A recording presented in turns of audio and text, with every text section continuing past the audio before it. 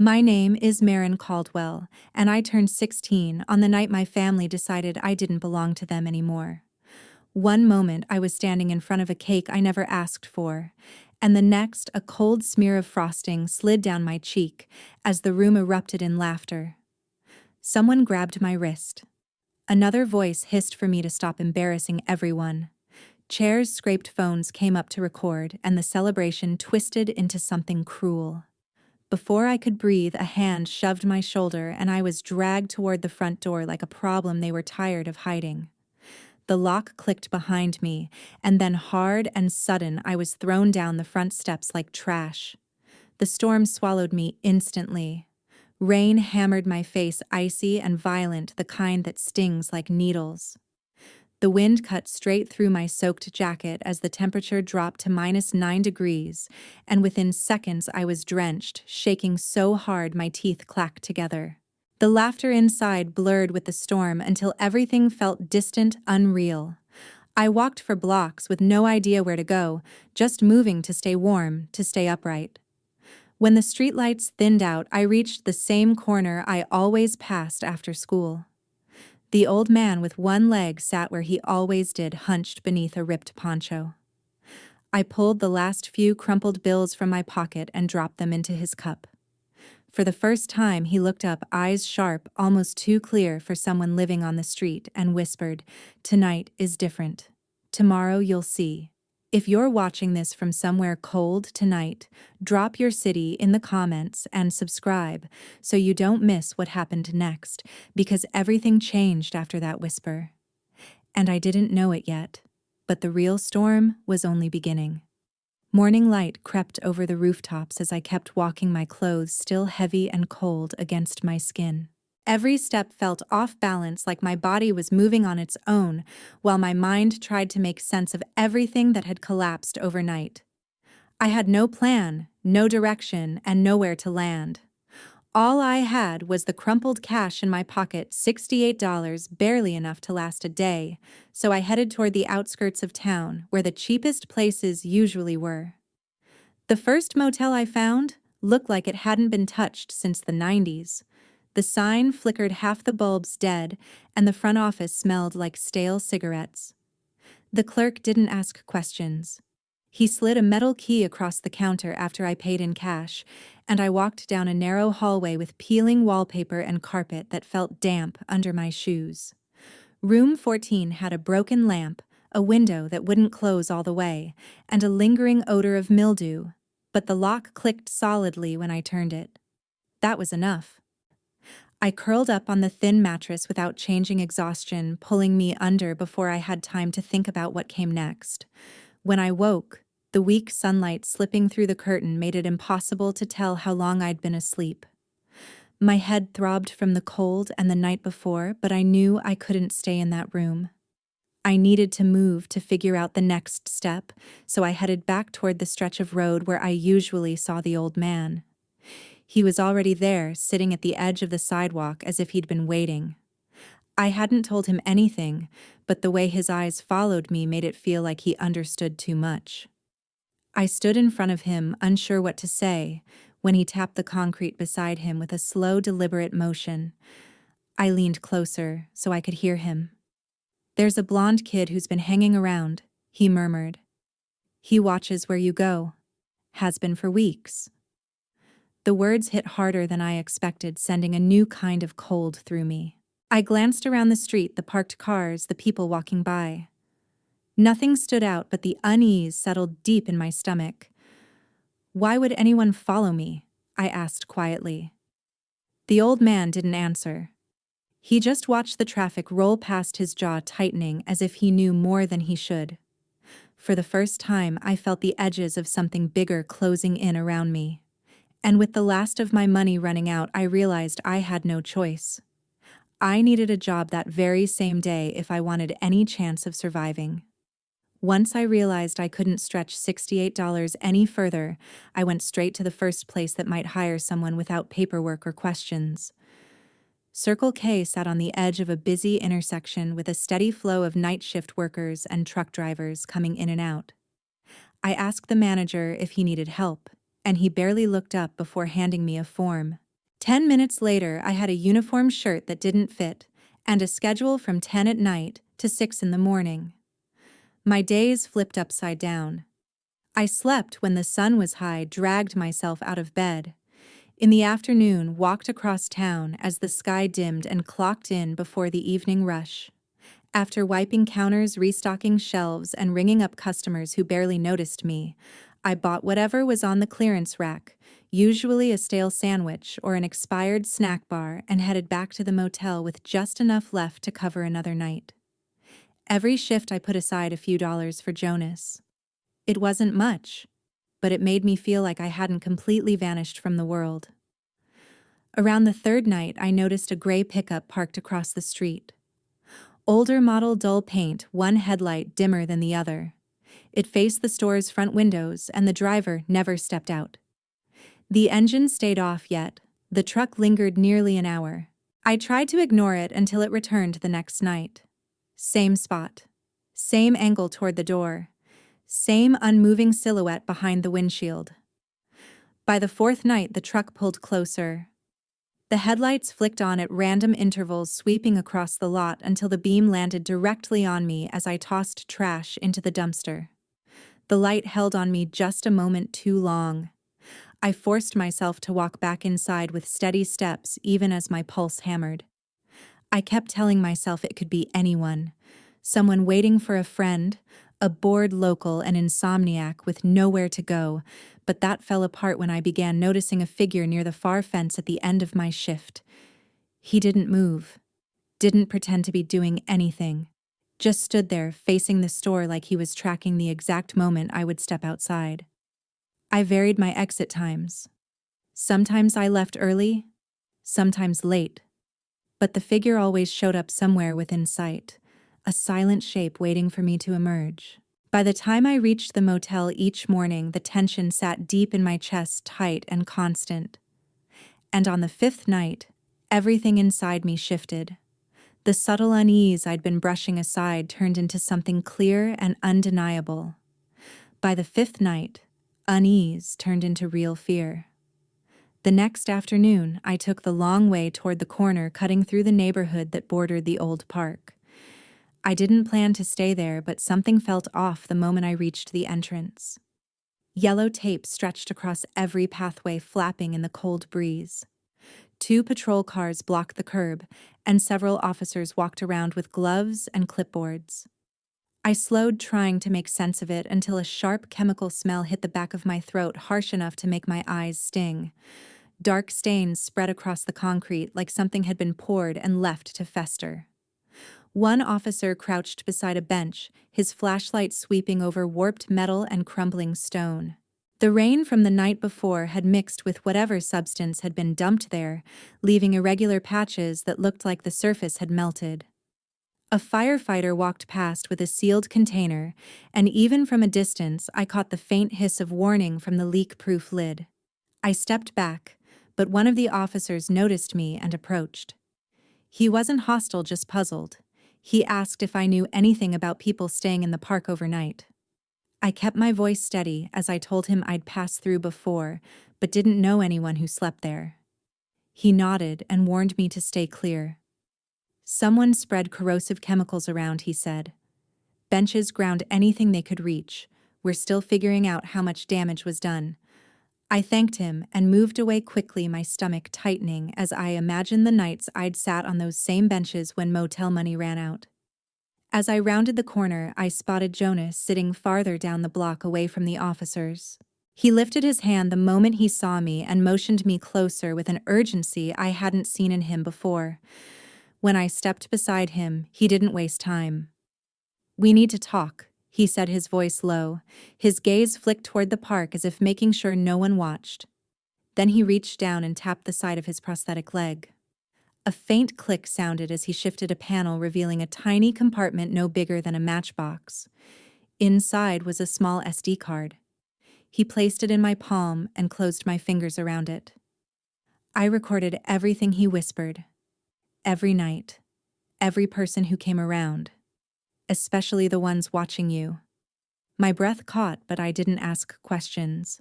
His eyes carried the weight of someone who had already lost too much and wasn't willing to let the same happen to someone else. The officers continued to move through the park, their voices distant under the rising noise of traffic. Jonas leaned back, fatigue written across his face. "Keep that safe, and don't open it out here." I nodded once, feeling the shape of the card pressing into my palm like a heartbeat. Without another word, I walked away, each step heavier than the last, as the reality of what he'd just handed me began to settle. I returned to the motel, locked the door tight, and opened the video. Back inside the motel room, I slid the SD card into my laptop and waited for the file to load. The screen flickered once before a grainy night vision image filled the frame. Two figures stepped into view, their outlines sharp under the street lamp. I recognized them immediately: Brett Portman with his stiff posture and Dane trailing behind him, both carrying plastic containers marked with hazard symbols. They moved with a confidence that made my stomach tighten, as if they'd rehearsed every step. Brett twisted the cap off the first container and poured a stream of liquid over the concrete where I used to keep my backpack. Dane followed, splashing the benches and ground in wide arcs. The audio crackled with the sound of the substance hitting the pavement, the reaction hissing as it spread and ate into the surface. Then Brett lifted his phone, angling the screen toward the light, while he laughed at something Dane said. For a second, the camera caught the message thread clearly. Tara's name glowed at the top, and beneath it the words that froze my body completely. "If she disappears before the signing date, everything goes back to Mason." Brett typed a reply, smirking at the screen as if he was doing something clever rather than something cruel. The two of them kept pouring until the containers were empty, then Dane tossed his aside and kicked it toward the bushes. Brett leaned against a pole phone still lit and said something I could barely hear but understood too well. They weren't trying to scare me. They wanted me gone. When the video ended, I sat perfectly still, my fingers clenched so tight around the laptop edge that my knuckles ached. My mind ran through every moment that had led to this, every strange encounter, every shadowed figure near the store, every instinct I had ignored. I grabbed my phone with shaking hands and called Alyssa. She picked up on the second ring, her voice thick with worry the moment she heard mine. I told her nothing over the phone, only asked her to come to the motel immediately. When she arrived, I locked the door behind us and turned the laptop toward her. She watched the footage without blinking, her breath catching each time the liquid hit the concrete. When the text message appeared on the screen, she covered her mouth and stared at me. "Maren, this is a setup. A real one." She replayed the part with Tara's message, leaning closer to make sure she saw it right. "They want you out of the picture. Completely. You can't stay here. You can't go anywhere alone." Her voice trembled as she stood and paced the room, one hand pressed against her forehead. "You need to take this to the police. You need protection. This isn't just intimidation. This is dangerous." I didn't argue. The fear in her eyes was enough to make everything real in a way it hadn't been before. The video wasn't just proof, it was a warning I should have never had to see, and by then, my hands were still shaking. At sunrise, I carried the SD card to the Wichita Police Department, my hands still trembling. Detective Cole Ramirez met me in a small interview room, motioning for me to sit while he connected the SD card to his computer. He didn't speak until the video had played from beginning to end, his expression tightening only when Tara's text message appeared on the screen. When it ended, he leaned back, exhaled once, and tapped the desk with his pen. "The metadata checks out," he said. "No edits, no splicing. This is solid evidence." He opened a file on his tablet and began typing rapidly. "We're opening an investigation into Brett and Dane Portman property destruction, use of hazardous materials, endangerment of a minor. This won't take long to escalate." Hearing their names spoken so plainly by a detective sent a strange rush through me, relief tangled with fear. Ramirez kept typing. "As for Tara Maren, that message alone raises serious questions. If she panics, she might act out of desperation. You need to stay alert at all times." I nodded, my hands still unsteady, but he noticed and softened his tone slightly. "If anything feels off, anything, you call the priority number I'm giving you. Direct line. No screenings. He printed a card, slid it to me, and told me I could leave for now. The rest of the day passed in a fog. I slept a little, ate almost nothing, and tried not to think about how close I had come to the edge without realizing it. By the time my shift at Circle K began, I had convinced myself things might calm down once the investigation moved forward. But that illusion didn't last long. Around 3 in the morning, the parking lot had gone quiet except for the low hum of a single vending machine by the entrance. I stepped outside to take out a bag of trash, and as I crossed the pavement, headlights burst to life, bright, sharp, and far too close. A gray pickup shot past me, tires screeching, missing my legs by inches. I staggered back, slamming against the metal door. The truck jerked to a stop, and the passenger window rolled down. Dane leaned out, his grin stretched too wide like he was proud of the stunt. He held up his phone screen, glowing. "Message from Tara," he said. He tossed the phone toward me, letting it clatter on the pavement. I picked it up long enough to read the text. "Tell her to stop, or she won't make it to Friday." My chest tightened as I dropped the phone and scrambled back into the store, locking the door behind me with shaking fingers. I didn't hesitate. I pulled out the card Ramirez had given me and dialed. He answered before the first ring finished. Ramirez. My voice trembled as I explained what had just happened, every detail tumbling out faster than I could process it. He didn't interrupt, didn't question, only said, "Stay inside. Units are on the way." I hung up, adrenaline crashing through me as the lights outside flickered against the glass. After that call, everything moved faster than I could keep up. The weeks that followed blurred into a sequence of statements, subpoenas, and court dates, all driven by the evidence Detective Ramirez collected within hours of Dane's late-night attack. Officers arrested him first, stopping the gray pickup just 3 blocks from the gas station. Inside the truck, they found his phone still open to the threat Tara had ordered him to deliver. A forensic download revealed even more voice messages, deleted texts, and screenshots linking Tara to every instruction she had fed him. "If she talks, you scare her," one message read. Another, "Do whatever you need to. She won't risk showing up." It was enough for an immediate warrant. Tara was taken into custody the following afternoon, her hands cuffed behind her back as federal marshals walked her out of her office. The charges against her escalated quickly: witness intimidation, solicitation of harassment, and conspiracy to commit property destruction. The prosecution labeled her a danger to the victim and the case, and the judge agreed. She was held without bond. Brett and Dane were processed next. The footage of them pouring corrosive chemicals over public property, and especially over the area known to be used by homeless minors, hit harder than anyone expected. Prosecutors filed charges of vandalism involving hazardous materials, reckless endangerment, and criminal mischief. Because Brett was still under 18, he was transferred to a juvenile detention center. The court ordered that he remain there until he turned 21, citing his escalating pattern of violent behavior and direct involvement in a targeted act intended to harm another minor. Dane, already an adult, and with a prior record, faced much worse. Multiple felonies stacked against him, chemical endangerment, intimidation of a protected witness, and attempted vehicular assault. He accepted a plea deal, but it still cost him years of his life and nearly everything he owned. When Mason was subpoenaed, he arrived with a lawyer but left without the confidence he had walked in with. Investigation into his involvement wasn't criminal.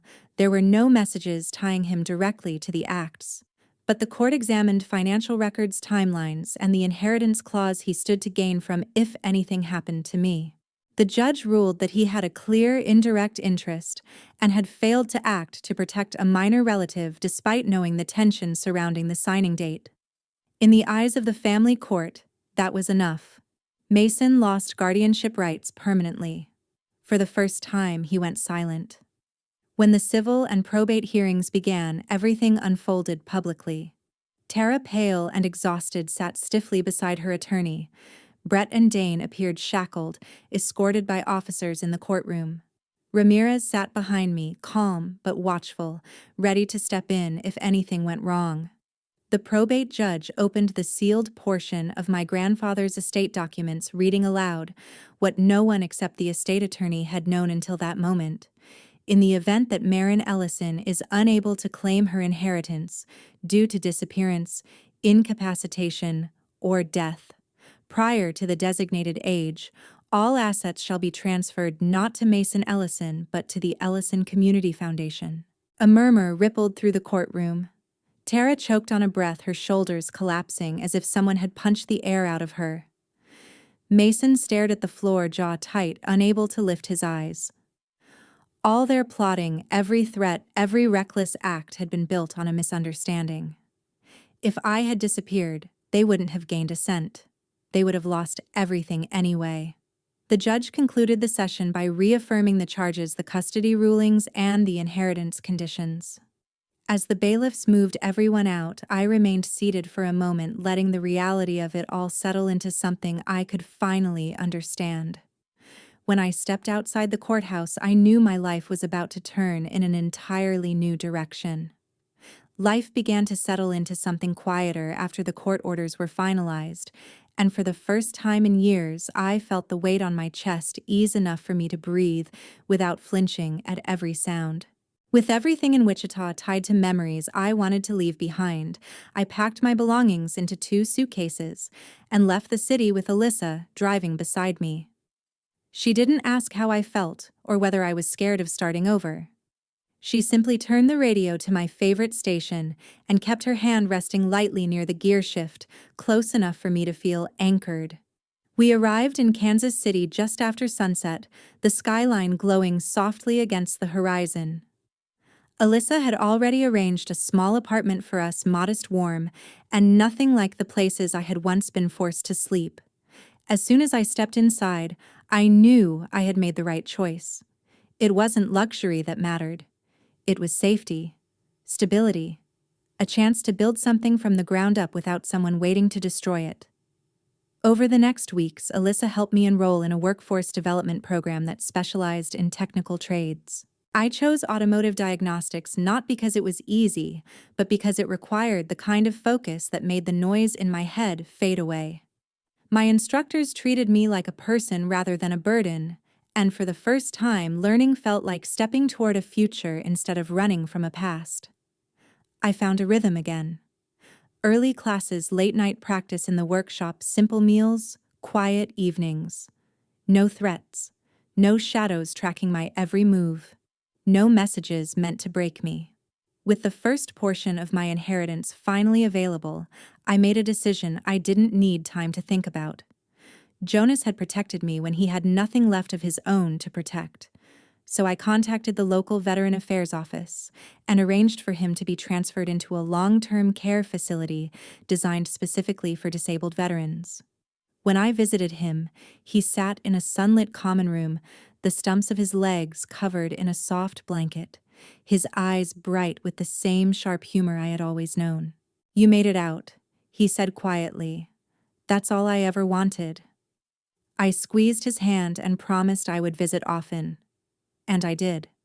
Every week. Meanwhile, Mason sent emails from supervised accounts, each one more desperate than the last. Tara attempted to contact me through an attorney, insisting she had acted out of fear, that she never meant for things to go so far. I did not respond. Not once. The investigations, the courtrooms, the broken alliances, they had all shown me enough. Cutting them off wasn't revenge. It was survival. It was choosing the family I wanted instead of clinging to the one that had tried to erase me. Kansas City became a place where my story wasn't defined by what I had endured, but by what I was building. Alyssa thrived in her new job, and our apartment filled slowly with signs of life plants. She named tools I bought for class photos from weekends we spent learning the city together. Months passed, and I woke each morning without the instinct to check the locks twice. The fear faded, not because the past disappeared, but because it no longer owned me. Looking back now, the lesson is painfully clear yet strangely simple. Family is not the people who share your blood, but the ones who choose you when you have nothing left to offer except the truth of who you are. Kindness builds what lineage never could. And in the end, the ones who stand beside you by choice will always matter more than the ones who tried to claim you by name alone.